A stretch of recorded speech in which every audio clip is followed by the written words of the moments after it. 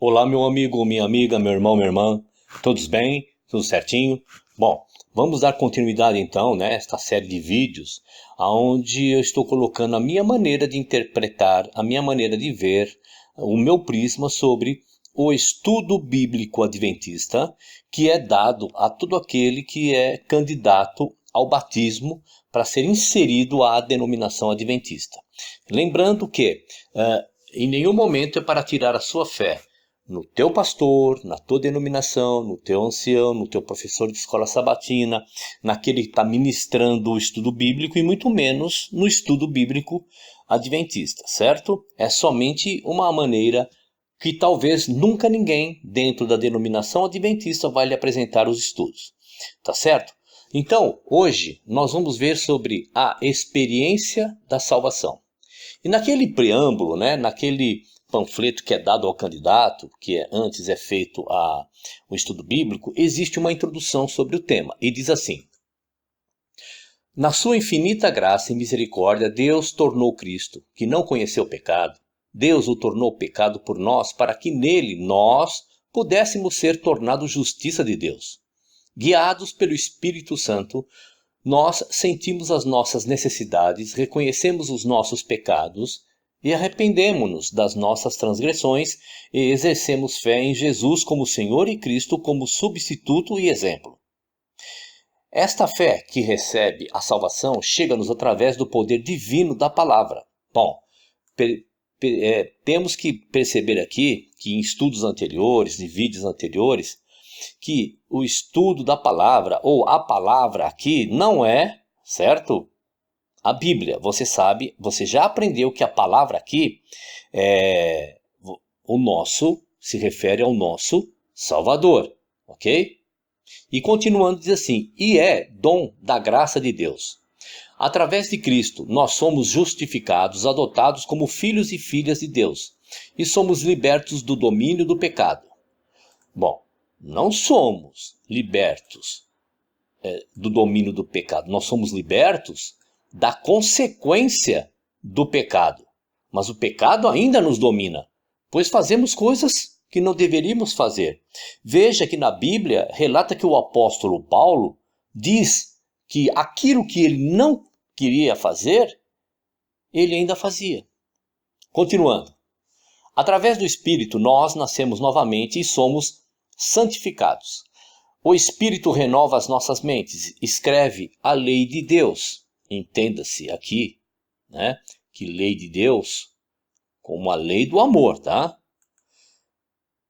Então escreve a lei de Deus, continuando, nos corações e nós recebemos o poder de viver uma vida santificada. Aguardando nele, nos tornamos participantes da natureza divina e temos a segurança da salvação agora e no julgamento. Se não fosse por esses detalhes que a gente tem que corrigir, o resto estaria ok, tá certo? Vamos lá. A igreja. Naquele preâmbulo, naquela introdução, também nos informa alguma coisa. Vamos dar uma olhada aí, vamos ler o que está escrito, tá certo? Diz assim: a igreja é a comunidade de crentes que confessam Jesus Cristo como Senhor e Salvador. Correto nesse parágrafo. Continuando. Em continuidade com o povo de Deus nos tempos do Antigo Testamento, nós somos chamados a sair do mundo. Correto. Porém, sair do mundo religioso. Tá certo? Porque ninguém consegue sair literalmente do mundo. E aqui o contexto, a Bíblia apresenta que é sair do mundo religioso. Ok? Continuando. E juntamo-nos para adorar a Deus, para confraternizar um com os outros. Errado. Isso está errado, sabe por quê? Faço a pergunta. Onde está escrito que Deus pediu tal reunião se juntando debaixo de um prédio de alvenaria para adorar Ele? Onde está escrito? Tá? Continuando. Para sermos instruídos na palavra, para celebrar a Santa Ceia. Mais uma vez, temos que corrigir aqui, né? palavra no contexto bíblico é o nosso Salvador e não a Bíblia. E essa coisa de Santa Ceia, eu preciso perguntar novamente. Onde está escrito que o nosso Salvador estaria pedindo para fazer esse ritual? Continuando. Para servir à humanidade e para proclamar o Evangelho a todo mundo. Ok, correto. A igreja obtém a autoridade de Cristo, que é o Verbo encarnado, e das Escrituras, que são a palavra escrita. A igreja, aqui, não é o prédio de alvenaria, tá? Deixar muito bem claro. Nem a Bíblia é a palavra de Deus. Continuando, diz assim. A igreja é a família de Deus e os seus membros foram adotados por ele como seus filhos e vivem sobre a nova aliança. Mais uma vez, entenda-se que igreja são pessoas. Toda vez que aparecer no estudo bíblico adventista a palavra igreja, não entenda que é aquele prédio de alvenaria construído com cimento, cal, pedra, tijolo. Não, são pessoas, ok? Olha aqui, o que está escrito aqui? Olha. Eu sou o templo, tá certo? Vamos lá, continuando. A igreja é o corpo de Cristo, uma comunidade de fé da qual o próprio Cristo é a cabeça. Igreja, corpo de Cristo. Igreja são pessoas, certo? A igreja é a noiva pela qual Cristo morreu para que a pudesse purificar e santificar. Mais uma vez, igrejas são pessoas. Continuando. Quando ele regressar triunfante, apresentará a si mesmo a uma igreja gloriosa, composta pelos fiéis de todos os tempos, comprada pelo seu sangue, sem mácula, nem falha alguma, mas santa e irrepreensível. Igreja igual a pessoas, ok? Deixando bem claro aí nessa abertura, dando a entender que igreja, biblicamente falando, é um prédio e não é. São pessoas. Agora, dentro da doutrina adventista, se quiser entender que igreja é um prédio, é um avião, fica à vontade, é uma casa. Não. Agora, biblicamente, não é isso. E vamos entrar agora nas passagens desse estudo bíblico. Gênesis capítulo 1, verso 3 diz assim, vamos lá. E abençoarei os que te abençoarem, e amaldiçoarei os que te amaldiçoarem. E em ti serão benditas todas as famílias na terra. Eu preciso fazer uma pergunta. O que essa passagem dá estrutura sobre a igreja de Deus? Ou a igreja? Ou até mesmo o templo de alvenaria? Né? Vamos lá. Será que é a velha tática de vamos colocar versos e mais versos para dar uma conotação de verdade? Uma verdade absoluta? Vamos lá, continuando. Atos capítulo 7, verso 38, diz assim. Este é o que esteve entre a congregação no deserto, com o anjo que lhe falava no monte Sinai, e com nossos pais, o qual recebeu as palavras de vida para nos-las dar. Olha, meu querido, minha querida, meu irmão, minha irmã, meu amigo, minha amiga. Esteve entre a congregação no deserto. Entenda que congregação aqui não é prédio de alvenaria. Congregação nesse verso que você viu aí, quer dizer esteve entre o povo. Tá ok? Vamos lá, passagens do estudo bíblico ainda. Mateus capítulo 21, verso 43 diz assim. Portanto, eu vos digo que o reino de Deus vos será tirado e será dado a uma nação que dê os seus frutos. Aqui nesse verso, a transição da antiga aliança para a nova aliança já estava sendo anunciado que seria dado aos povos e nações. Por quê?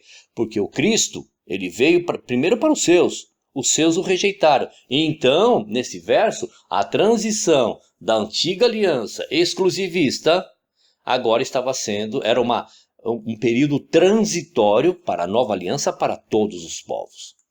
Vamos lá, passagem do estudo bíblico, Mateus capítulo 16, de verso 13 a 20, diz assim, vamos lá.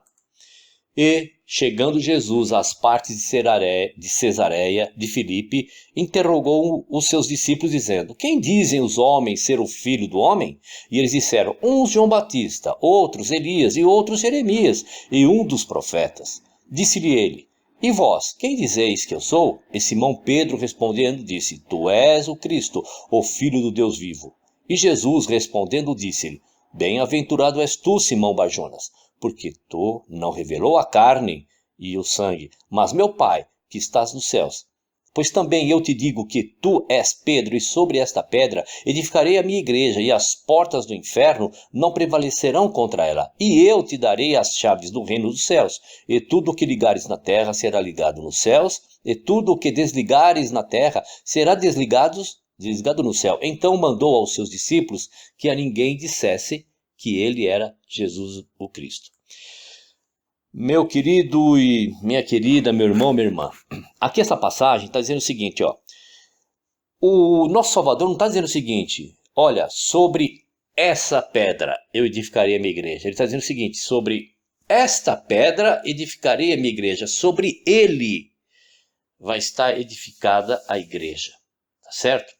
E agora, igreja é uma palavra de origem grega escolhida pelos autores da Septuaginta, que é a tradução grega da Bíblia hebraica para traduzir o termo hebraico Kehal, usado entre os judeus para designar a Assembleia Geral do povo do deserto.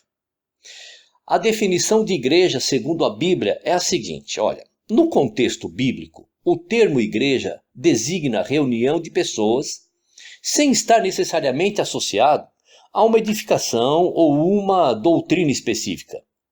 De uma maneira etimológica, a palavra grega eclésia é composta de dois radicais gregos, ek, que significa para fora, e eclesia, que significa chamados. No texto bíblico no Novo Testamento, a palavra igreja aparece por diversas vezes ali, sendo utilizada como referência a um agrupamento de pessoas e não edificações ou templos, nem mesmo a toda a comunidade cristã em algum momento. Tá certo? A definição bíblica de igreja na Escritura é essa. Não adianta querer sair disso, dizer que é um prédio, que é um local, que é uma construção. Não é. Tá certo?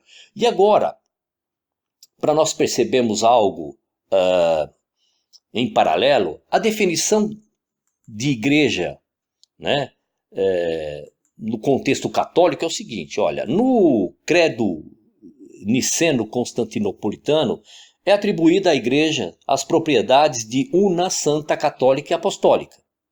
Além disto, ela é também chamada de a esposa de Cristo, templo do Espírito Santo e corpo de Cristo, sendo este último revestido de um significado e mais especial para a igreja. Este último nome assenta na crença de que a igreja não é uma instituição, mas um corpo místico constituído por Jesus, que é a cabeça, e pelos fiéis que são membros deste corpo inquebrável, através da fé e do sacramento e do batismo. Esse nome é assente também na crença de que os fiéis são unidos intimamente a Cristo, por meio do Espírito Santo, sobretudo no sacramento da Eucaristia. Então, na Bíblia não há a mínima possibilidade de interpretar a igreja como uma instituição formatada pelos homens e nem mesmo um local de alvenaria. Igual ao entendimento da igreja para a instituição católica. Reparem que eu sempre digo que os católicos são mais sinceros do que os evangélicos. Veja que nesse contexto a palavra igreja aqui não significa templo de pedra, alvenaria, um local específico, são pessoas. E aqui no conceito católico está claro que eles também entendem sobre isso. Vamos continuar com passagens do estudo bíblico que diz assim, João capítulo 20, dos versos 21 a 22 diz assim, vamos lá. Disse-lhes, pois, Jesus outra vez, paz seja convosco, assim como o Pai me enviou, também eu vos envio a vós. E havendo dito isto, assoprou sobre eles e disse-lhes, recebei o Espírito Santo. Atos capítulo 1, verso 8. Mas recebereis a virtude do Espírito Santo que há de vir sobre vós, e ser-me-eis testemunha tanto em Jerusalém, como em toda a Judéia e Samaria e até aos confins da terra. Romanos capítulo 8, versos de 15 a 17. Porque não recebestes o espírito de escravidão, para outra vez estardes em temor, mas recebestes o espírito de adoção de filhos, pela qual chamamos Abba Pai. O mesmo Espírito testifica com o nosso espírito que somos filhos de Deus, e se nós somos filhos, somos logo herdeiros também, herdeiros de Deus e co-herdeiros de Cristo, se é certo que com ele padecemos, para que também com ele sejamos glorificados. 1 Coríntios capítulo 12, versos 13 a 27. Vamos lá. Pois todos nós fomos batizados em um espírito formando um corpo, quer judeus, quer gregos, quer servos, quer livres, e todos temos bebido de um espírito. Porque também o corpo não é só membro, mas muitos. Se o pé disser, porque não sou mão, não sou corpo, não será por isso corpo? E se a orelha disser, porque não sou olho, não sou do corpo, não será por isso do corpo? Se todo o corpo fosse olho, onde estaria o ouvido? Se todo fosse ouvido, onde estaria o olfato? Mas agora Deus colocou os membros no corpo, cada um deles como quis. E se todos fossem um só membro, onde estaria o corpo? Assim, pois, há muitos membros, mas um corpo. E o olho não pode dizer à mão, não tenho necessidade de ti, nem ainda a cabeça aos pés, não tenho necessidade de vós. Antes, os membros do corpo que parecem ser os mais fracos, são necessários. E os que reputamos serem menos honrosos no corpo, a esses honramos muito mais. E aos que em nós são menos decorosos, damos muito mais honra. Porque os que em nós são mais nobres não têm necessidade disso. Mas Deus assim formou o corpo, dando muito mais honra ao que tinha falta dela, para que não haja divisão do corpo, mas antes tenham os membros igual cuidado uns dos outros. De maneira que, se um membro padece, todos os membros padecem com ele. E se um membro é honrado, todos os membros se regozijam com ele. Ora, vós sois o corpo de Cristo, e seus membros particular. Nós lemos aqui algumas coisas. Aliás, bastante coisa. Veja que o final desse verso está dizendo que nós somos o corpo. Individualmente, cada um é membro do corpo de Cristo. Você entendeu? Não está falando de contexto de estar dentro de uma igreja, dentro de um templo. Tá certo? Efésios capítulo 1, verso 15 e 16 também nos diz alguma coisa. Vamos lá. Por isso, ouvindo eu também a fé que entre vós há no Senhor Jesus e o vosso amor para com todos os santos, que é o seu corpo, a plenitude daquele que cumpre tudo em todos. Efésios capítulo 2, verso 12 também nos fala. Vamos lá. Que naquele tempo estáveis sem Cristo, separados da comunidade de Israel, e estranhos às alianças da promessa, não tendo esperança e sem Deus no mundo. O que está dizendo aqui? Que Cristo antes estava em Israel, a promessa para Israel. E os estavam fora de Israel estavam perdidos. Mas em Cristo, agora todos nos atrevemos a chegar ao trono do Pai. Como indivíduo e não como um corpo de pedra, um templo. Não. Ok? Efésios capítulo 4, dos versos de 11 a 15. Vamos lá.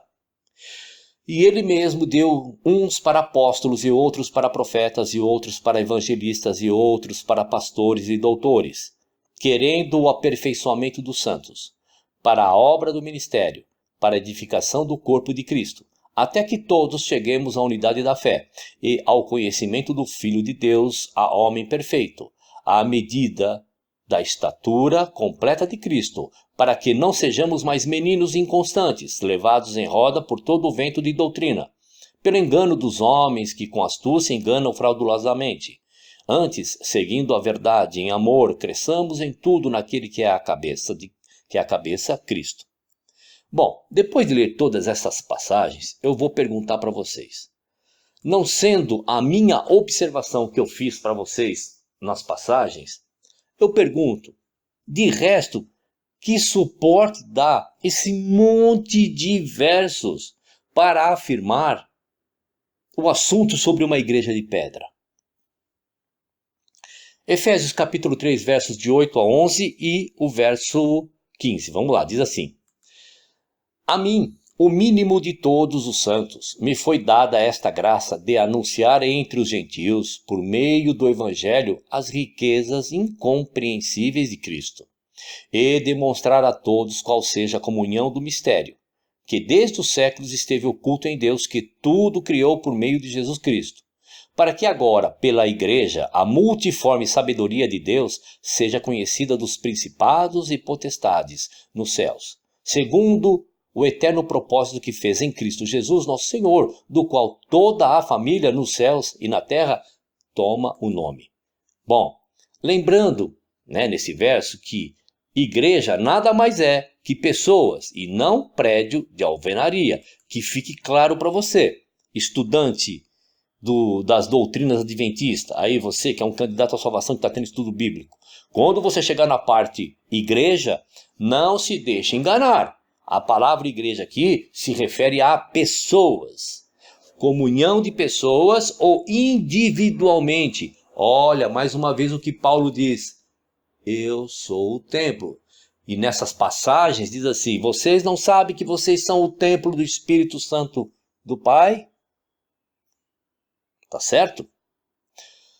O remanescente e sua missão. Unidade no corpo de Cristo e a Santa Ceia. Temas do nosso próximo vídeo. Muito bom que você veio até aqui. Não se esqueça, por favor, vai lá, dá um pulo no nosso canal, dá um like, vai lá, se inscreva, aciona o sininho e compartilha para aqueles que você acha que vai ser útil esse vídeo. Tá certo? Um abraço e até o próximo vídeo.